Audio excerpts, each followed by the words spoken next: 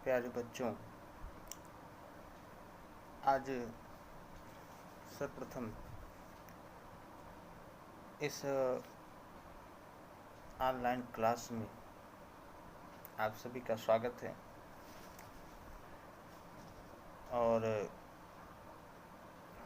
Vishweshwar Dayal inter college के प्रबंधक श्रीमान एच.एन. श्रीवास्तव और विद्यालय के प्रधानाचार्य श्रीमती सुमलता मिश्रा महोदया के आदेशानुसार ऑनलाइन क्लास प्रारंभ की गई है। सबसे पहले तो मैं ये आशा करता हूँ कि आप लोग जहाँ भी होंगे कोरोना महामारी की आपदा से सुरक्षित होंगे और अपने आप को सुरक्षित रखें। ऐसी स्थिति में जब पूरा विश्व एक आपदा से जूझ रहा हो तो विद्यार्थियों को, जो हमारे देश के भविष्य कहे जाते हैं, उनके विषय में सरकार और शिक्षक, प्रधानाचार्य सभी लोगों का ये चिंतन है कि विद्यार्थियों का कहीं से भी कोई नुकसान नहीं होना चाहिए और इसी कड़ी में क्लास शुरू की गई है। एक घटना आपको विश्व पटल की बता दें कि जिस समय महाशक्तिशाली अमेरिका ने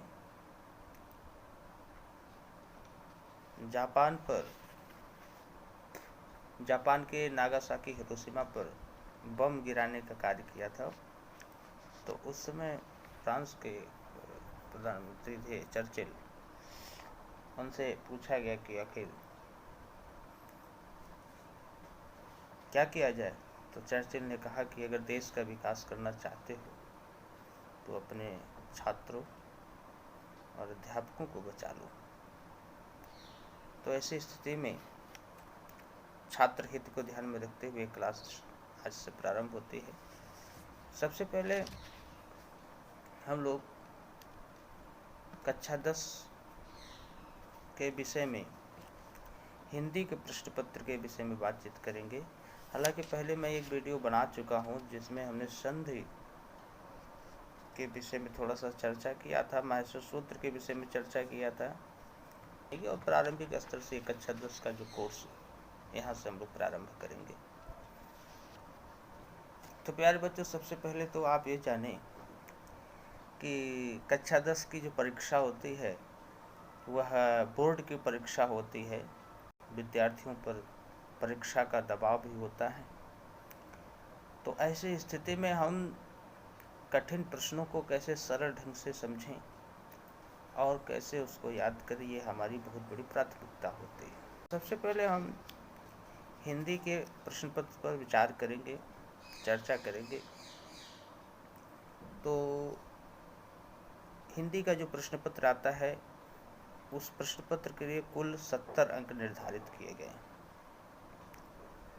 और 30 अंक जो है प्रायोगिक परीक्षा का निर्धारित किया है। कुल 100 नंबर का पेपर होता है। इसी तरीके से आपके जो हाई स्कूल में कक्षा 10 में 6 विषय होंगे और 6 विषयों पर विषयों का जो प्रश्न पत्र होगा वो 100 नंबर के होंगे। इसी प्रकार से होंगे। 70 नंबर का आपका विषय से संबंधित और 30 नंबर जो आपका होगा वो भी प्रायोगिक परीक्षा। हिंदी के विषय में हम बातचीत करेंगे कि 70 नंबर को हम किस रणनीति की तरह के आधार पर इसको तैयार करें कि हम अच्छे से अच्छे अंक प्राप्त कर सकें। अच्छा, पास होने के लिए अंक अलग होते हैं और अच्छे अंकों से पास होना अलग बात होती है। तो हम लोग का ये मंतव्य होता है, ये हम लोगों का उद्देश्य होता है कि हमारे सभी विद्यार्थी अच्छे अंक प्राप्त करके पास हो, ताकि वो जीवन में किसी परीक्षा, प्रतियोगी परीक्षा या अन्य किसी भी परीक्षा में अगर बैठें तो वह एक जो अपना उद्देश्य लेकर चलते हैं उस उद्देश्य को सरलता से प्राप्त करें। यह हमारा उद्देश्य होता है। तो सबसे पहला प्रश्न इसमें आता है, हिंदी गद्य के विकास का संक्षिप्त परिचय और हिंदी पद्य के इतिहास का संक्षिप्त परिचय। हिंदी गद्य के इतिहास में आपको चूँकि पढ़ना तो होता है, ये सभी युगों के विषय में हिंदी गद्य का जो विकास है वो 5 या 6 युग में बांट करके हम लोग उसका अध्ययन करते हैं, जिसमें आपके कोर्स में 2 युग रखा गया है, एक शुक्ल युग, दूसरा शुक्लोत्तर युग।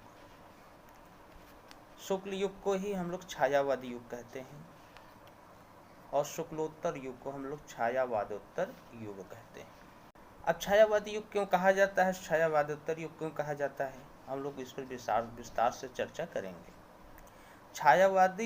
छायावाद जो युग है उसका जो समय है निर्धारित किया गया है वो सन 1919 से लेकर के 1938 तक, और छायावादोत्तर युग का जो समय निर्धारित किया गया है 1938 से लेकर 1947 तक। हमको इसके विषय में जानकारी रखनी है कि इन समय के अंतराल में कौन से कवि, कौन से लेखक और उनकी कौन कौन से रचनाएं हैं जो देश के हित में, समाज के हित में, राष्ट्र के हित में कार्य किए हैं। उन्हीं रचनाओं को हम लोग ज़्यादा पढ़ते हैं जो प्रसिद्ध रचनाएं हैं।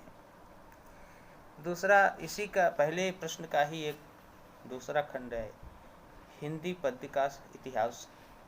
इसमें हम लोग 2 काल पढ़ते हैं, एक रीतिकाल, दूसरा आधुनिक काल।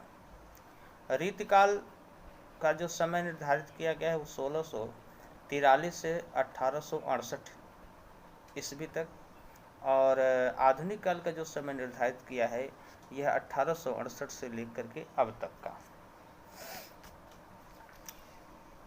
तो बच्चों, इसमें जो गद्य का इतिहास है वह 5 नंबर का आता है और 5 नंबर का हिंदी पद्य का इतिहास आता है, जिसमें हिंदी पद्य में विधाएं भी जुड़ी हुई हैं।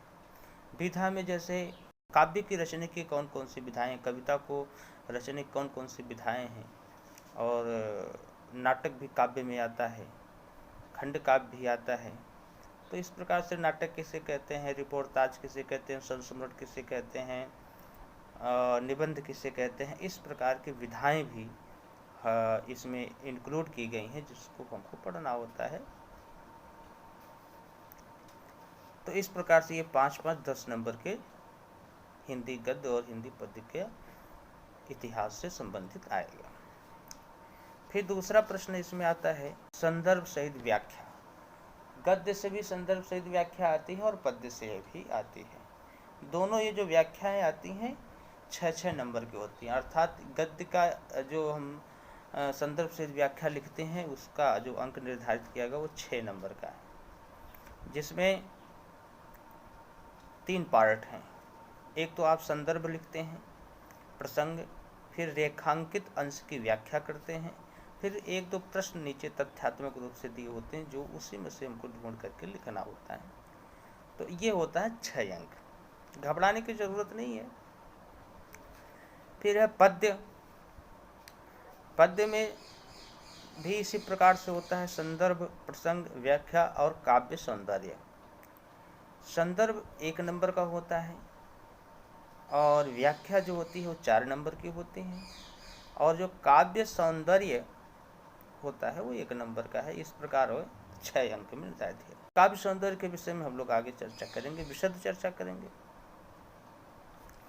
उसके बाद संस्कृत खंड से गद्यांश या पद्यांश का हिंदी अनुवाद आता है, यह 4 नंबर का होता है। आपका जो हिंदी की किताब हो उसमें आप अंत में देखेंगे एक संस्कृत खंड भी है, जिसमें गद्य और पद्य दोनों में, अर्थात श्लोक भी हैं और गद्य भी हैं, उसके हम लोग हिंदी में अनुवाद पढ़ेंगे। तो ये जो है 4 नंबर का।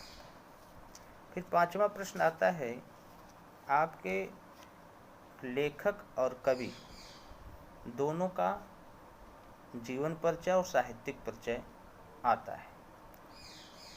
तो ये सामान्यतः ये इस प्रकार के प्रश्न बनता है कि फला लेखक की जीवन परिचय लिखी, रामधारी सिंह दिनकर के जीवन परिचय लिखी। तो बहुत ज़्यादा कठिनाई यहाँ पर यह होती है कि जीवन परिचय जब हम लिखते हैं तो वहाँ पर जन्म और मृत्यु की डेट डालनी जरूरी होती है, आवश्यक होता है, और उसमें थोड़ी सी कठिनाई याद करने में होती है, लेकिन फिर भी सरलता से हम लोग पढ़ेंगे।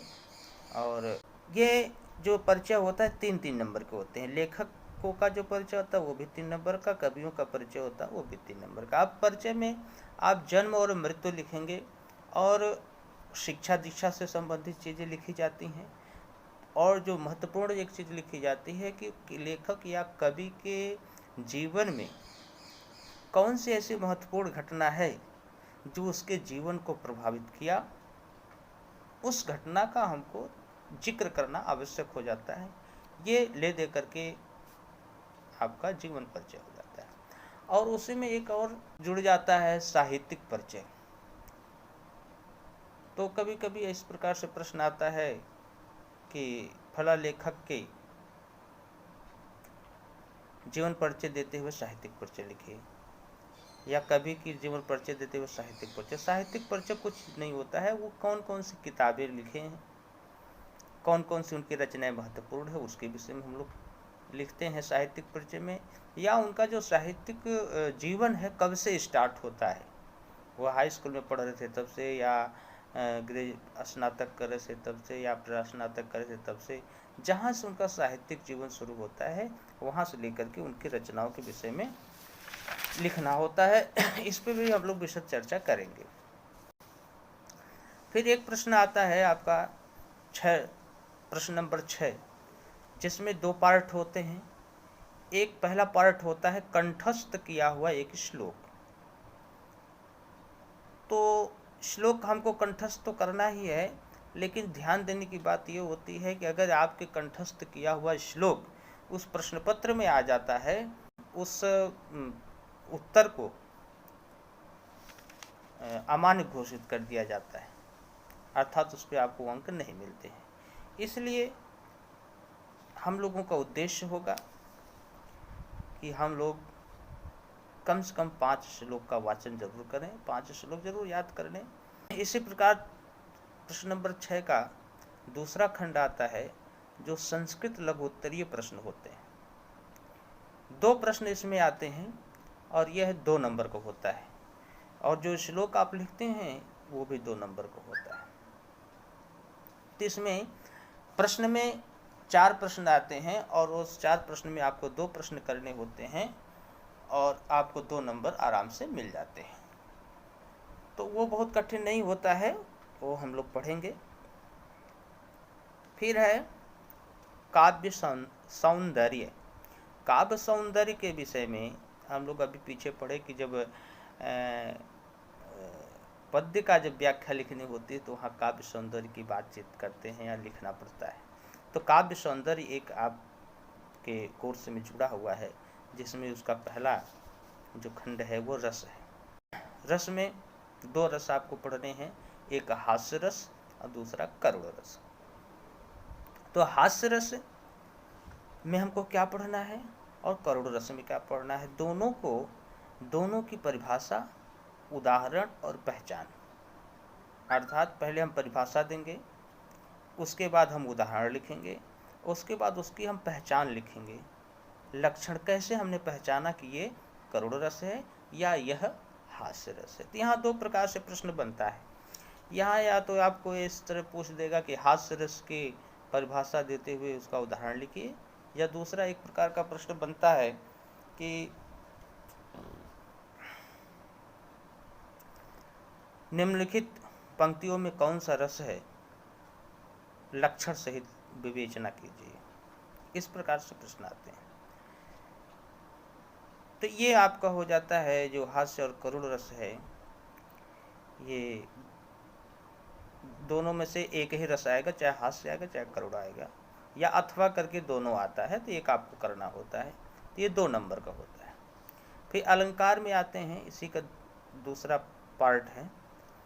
तो इसमें आपको अर्थालंकार पढ़ना है। अर्थालंकार में भी उपमा, रूपक और उत्प्रेक्षा, उपमा, रूपक और उत्प्रेक्षा, ये 3 अलंकार आपको पढ़ने हैं और इनका भी वही पढ़ना है।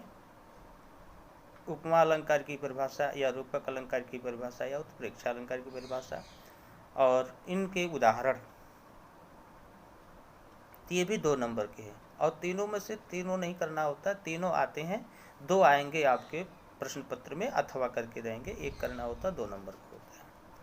फिर आता है छंद। छंद में आपको 2 छंद पढ़ने हैं, एक सोरठा, एक रोला।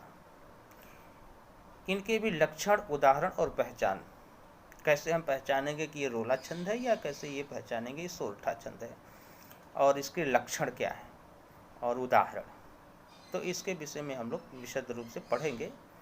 और ये इसमें से ये भी अथवा करके आता है, सोरठा या अथवा रोला छंद के उदाहरण सहित व्याख्या कीजिए, इस तरह के प्रश्न आते हैं। ये भी 2 नंबर का आपका प्रश्न बनता है, अर्थात काव्य सौंदर्य का जो आपका प्रश्न पत्र बनेगा वो कुल 6 नंबर के होंगे। फिर इसके बाद हिंदी व्याकरण से प्रश्न आते हैं। हिंदी व्याकरण में उपसर्ग, प्रत्यय, समास, तत्सम, पर्यायवाची। उपसर्ग 3 नंबर का होता है, जिसमें उपसर्ग दिए होते हैं और उसमें आपको शब्द बनाने होते हैं। आ, अन, आदि, अप, उप, सह, निर, अभि, पर, सु, इस प्रकार के उपसर्ग आते हैं। फिर है प्रत्यय। प्रत्यय भी 2 नंबर का आता है, जिसमें 2 प्रत्यय दिए होंगे, आपको दोनों को लगा करके एक एक शब्द बनाने होते हैं। फिर समास आपको पढ़ना है। समास के अंतर्गत आपको द्वंद्व, द्विगु, कर्मधारय, बहुब्रीहि, ये 2 नंबर का आता है, इसमें से कोई 2 आ जाएगा, शब्द दे देंगे, उसमें समास पूछता है। फिर है तत्सम शब्द आता है 2 नंबर का, 2 शब्द दे देंगे, उसका तत्सम या उसका तद्भव आपको लिखना होगा। पर्यायवाची शब्द आते हैं, इसमें आपको 3 शब्द 4 शब्द दे दिए जाते हैं और 2 शब्दों का पर्यायवाची आपको देना होता है, ये भी 2 नंबर का होता है। फिर है संस्कृत व्याकरण एवं अनुवाद। तो संस्कृत व्याकरण में सबसे पहले आपको संधि पढ़नी है। संधि में 2 संधियाँ पढ़नी है, यण और वृद्धि। ये दोनों संधियाँ जो है स्वर संधि के भेद में आती हैं और इसकी परिभाषा, उदाहरण और पहचान। तो मुख्य रूप से आपको उदाहरण ही देखना है, उदाहरण तभी समझ पाएंगे जब आप परिभाषा और पहचान इसकी जानेंगे। इसके बाद है शब्द रूप। शब्द रूप विभक्तियों और वचनों, सभी विभक्त 7 विभक्तियाँ होती हैं, 3 वचन संस्कृत में होते हैं, तीनों वचनों और 7 विभक्तियों में आपको इसको कंठस्थ करना है। तो इसमें संज्ञा और सर्वनाम 2 प्रकार के शब्द रूप होते हैं। पहला संज्ञा में आपको 4 रूप होंगे, फल, मति, मधु और नदी, चारों शब्दों के रूप आपको याद करने हैं। इसमें से 2 नंबर का 1 नंबर का आएगा, सर्वनाम से 1 नंबर का आएगा, अर्थात 2 नंबर के प्रश्न इसमें से आते हैं। सर्वनाम में तद शब्द, सह, तौते, तम, तौतान, जो आप पढ़ते हैं, पढ़े भी होंगे। इष्मद शब्द का आता है, जैसे तुम युवाम यूयम, त्वाम युवाम युष्मा, तो या युवाभ्याम युष्मा भी, इस प्रकार से प्रश्न आता है। इसके बाद धातु रूप। धातु रूप में आपके वैसे तो 10 लकार होते हैं, लेकिन 5 लकार आपको पढ़ना है। लट, लोट, लृट, विधलिंग और लंग लकार, 5 लकारों में आपको रूप पढ़ना है। उसमें कौन कौन सी धातुएं हैं? 4 धातुएं आपको पढ़नी है, पठ, हस, दृश्य, पच। पठ माने पढ़ना, हस माने हंसना, दृश्य माने देखना, पच माने पकाना, ये 2 नंबर का आएगा। फिर है संस्कृत अनुवाद में आपको 4 वाक्य रहेंगे, 2 का अनुवाद आपको संस्कृत में करना होगा और ये जो है आपका 2 नंबर का रहेगा। फिर है निबंध रचना। निबंध रचना में 6 नंबर का आएगा प्रश्न और वह निबंध आपको 3, 4 या 5 से दिए होते हैं, जिसमें से 1 निबंध आपको करना होता है और वह जो निबंध होते हैं वो सामाजिक, धार्मिक, सांस्कृतिक, आर्थिक, जनसंख्या पर, स्वास्थ्य पर, पर्यावरण पर आधारित होते हैं। तो ये आपको अलग से पढ़ने की ज़रूरत नहीं पड़ती है, क्योंकि आप जो 6 सब्जेक्ट पढ़ते हैं हाई स्कूल में उसमें सारी चीज़ें पढ़ते हैं। सामाजिक जो चीज़ें हैं वह आप SST में पढ़ते हैं, सांस्कृतिक भी पढ़ते हैं, आर्थिक भी पढ़ते हैं, वैज्ञानिक विज्ञान में आप पढ़ते हैं, जनसंख्या भी पढ़ते हैं, भूगोल में, स्वास्थ्य और पर्यावरण ये सब भी आप साइंस में पढ़ते हैं। तो कहीं खोजने की ज़रूरत आपको नहीं है, ये आपके कोर्स में ही है सारी चीज़ें। फिर है खंड काव्य। जय सुभाष खंड काव्य, ये